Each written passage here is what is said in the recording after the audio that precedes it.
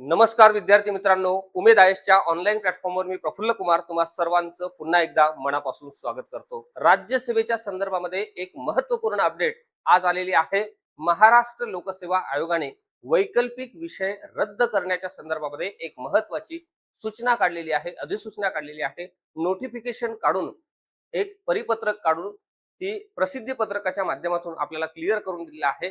Next year पासून म्हणजे 2027 पासून वैकल्पिक विषय आपल्या या पूर्ण अभ्यासक्रमातून वगळलेला आहे। त्या संदर्भामध्ये महाराष्ट्र लोकसेवा आयोगाने या परिपत्रकामध्ये काय म्हटलेलं आहे, या प्रसिद्धी पत्रकाच्या माध्यमातून आयोगाला काय सांगायचं आहे तो व्यवस्थितपणे समजून घेण्याचा आपण निश्चितपणे प्रयत्न करू। आज बरेचसे अपडेट महाराष्ट्र लोकसेवा आयोगाकडून आले, त्यामध्ये काही अपडेट असे आहेत की जे वेगवेगळ्या परीक्षेच्या संदर्भामध्ये आहे। ओके, दिनांक 25 जून 2026 च्या संदर्भातलं हे परिपत्रक आहे, म्हणजे आजच आहे। विषय आहे सन 2027 पासून राज्यसेवा मुख्य परीक्षा परीक्षेतील वैकल्पिक विषय वगळण्याबाबत, म्हणजे ऑप्शनल गेला। ऑप्शनल गेला। आता मी सुद्धा या ठिकाणी ऑप्शनल हा विषय शिकवतो, हिस्ट्री ऑप्शनल माझा आहे। असं असताना सुद्धा माझं वैयक्तिक मत होतं की ऑप्शनल मध्ये कुठेतरी आपल्याला बायस दिसतो आणि म्हणून एक समान पातळीवर स्पर्धा असायला पाहिजे। एखाद्या विषयातलं विशेष ज्ञान प्रशासनासाठी खूप उपयोगी येईलच का, हे विशेष करून सांगता येत नाही। म्हणून आता महाराष्ट्र लोकसेवा आयोगाने घेतलेला हा निर्णय हा निश्चितपणे समान पातळीवर एक स्पर्धा आणण्यासाठी घेतलेला आहे। त्यामुळे सर्व विद्यार्थ्यांच्या वतीने मी सुद्धा महाराष्ट्र लोकसेवा आयोगाला या प्रसिद्धी पत्रकाकरिता निश्चितपणे धन्यवाद मानतो। आता इथे महाराष्ट्र लोकसेवा आयोगाने काय सांगितलेलं आहे ते समजून घेण्याचा प्रयत्न करू।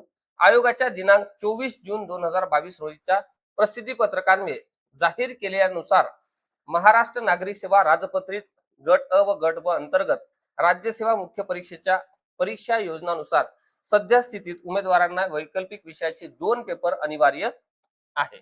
ओके, पुढे पहा।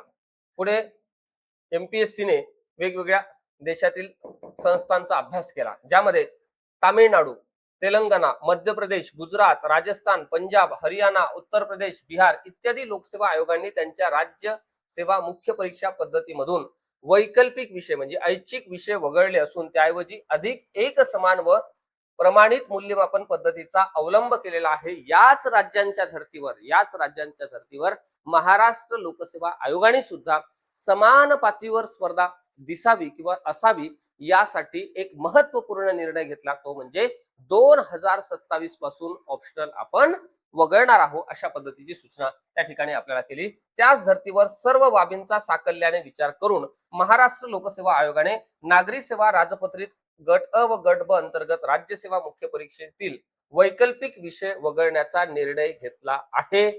कधी घेतला? आज रोजी घेतलेला आहे, 25 जून 2026 या रोजी आज घेतलेला आहे।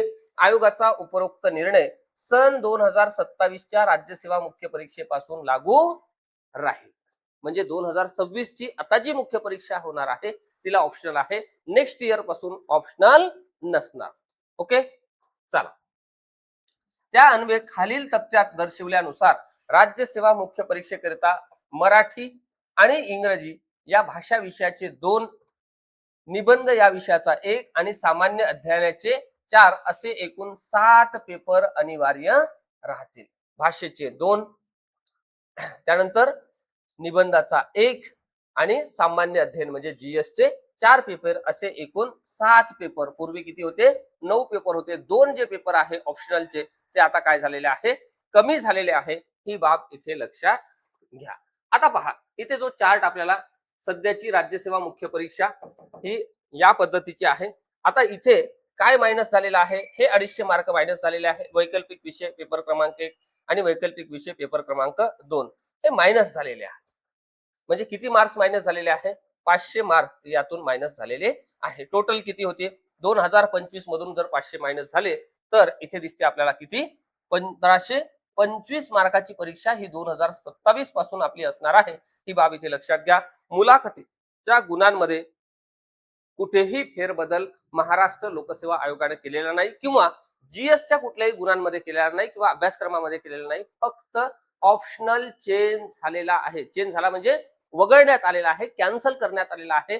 आता तुम्हाला 2027 ला ज्यावेळेस राज्यसेवेचा अभ्यास करायचा आहे त्यावेळेस तुम्हाला मराठी इंग्रजी भाषा म्हणजे अनिवार्य, त्यानंतर निबंधाचा अभ्यास करावा लागणार आहे आणि जीएस 1, 2, 3, 4 चा अभ्यास त्या ठिकाणी करावा लागणार आहे आणि मुलाखतीचं जे गुणांकन आहे 275चं ते सेम ठेवलेलं आहे. ही बाब इथे लक्षात घ्या. ओके, या सर्व राज्यांचा अभ्यास करून महाराष्ट्र लोकसेवा आयोगाने हा निर्णय घेतला. ओके, आता पहा, वरील निर्णयानुसार राज्यसेवा मुख्य परीक्षेकरिता सुधारित योजना आयोगाच्या संकेतस्थळावर स्वतंत्ररित्या प्रसिद्ध करण्यात येईल. अजून झालेली नाही, फक्त हे प्रसिद्धी पत्रक काढलेलं आहे. महाराष्ट्र नागरी सेवेतील महाराष्ट्र वनसेवा मुख्य परीक्षेकरिता वैकल्पिक विषयांची तरतूद पूर्वीप्रमाणेच लागू राहील. फक्त राज्यसेवा करिताच आपल्याला हा ऑप्शनल काढून टाकण्यात आलेला आहे. इथे फॉरेस्ट साठी जो आहे तो त्या ठिकाणी लागू असणार आहे, ही बाब लक्षात घ्या. तसेच महाराष्ट्र स्थापत्य यांत्रिकी विद्युत अभियांत्रिकी सेवा मुख्य परीक्षा, महाराष्ट्र कृषी सेवा मुख्य परीक्षा, अन्न व औषध प्रशासकीय मुख्य परीक्षा म्हणजे FSO, महाराष्ट्र पशुवैद्यकीय सेवा मुख्य परीक्षा आणि निरीक्षक वैद्यमापनशास्त्र मुख्य परीक्षा या सर्व परीक्षा प्रचलित योजनेनुसार घेण्यात येतील. त्यामध्ये कोणताही बदल करण्यात आलेला नाही. म्हणजेच काय, तुमच्या फॉरेस्ट्रीमध्ये चेंज नाही, तुमच्या ऍग्रीमध्ये चेंज नाही, तुमच्या FSO मध्ये चेंज नाही, तुमच्या मेट्रोलॉजी मध्ये चेंज नाही, तुमच्या इंजिनिअरिंग मध्ये चेंज नाही. फक्त जो बदल झालेला आहे तो बदल राज्यसेवेच्या बाबतीत झालेला आहे आणि त्यातून फक्त ऑप्शनल हा विषय वगळण्यात आलेला आहे, कॅन्सल करण्यात आलेला आहे. दुसरं तिसरं काही केलेलं नाही. मी म्हणेल हा निर्णय अतिशय चांगला निर्णय महाराष्ट्र लोकसेवा आयोगाने घेतलेला आहे. खरं तर हा निर्णय जर अगोदरच घेतला असता म्हणजे 2025 पासूनच हा पॅटर्न लागू असता तर खूप जास्त फायदा हा विद्यार्थ्यांना खरं तर झाला असता. आणि असू द्या, देर आहे दुरुस्त आहे, हरकत नाही. मात्र आज जो निर्णय महाराष्ट्र लोकसेवा आयोगाने घेतला हा खूप चांगल्या पद्धतीचा निर्णय हा झालेला आहे. सर्वांना समान पातळीवरचा अभ्यासक्रम आता निश्चितपणे या ठिकाणी पाहायला मिळणार आहे, हे बाब इथे लक्षात घ्या. ओके, आजच्या या अपडेटमध्ये आपण इथेच थांबू. तुमच्या ज्या काही कमेंट्स असतील त्या निश्चितपणे मला कमेंट करून तुमच्या सूचना किंवा तुमच्या ज्या काही डिमांड्स आहेत त्या कमेंटच्या माध्यमातून माझ्यापर्यंत पोहोचण्याचा प्रयत्न करा.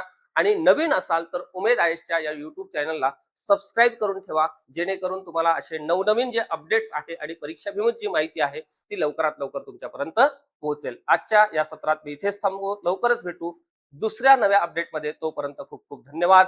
All the best.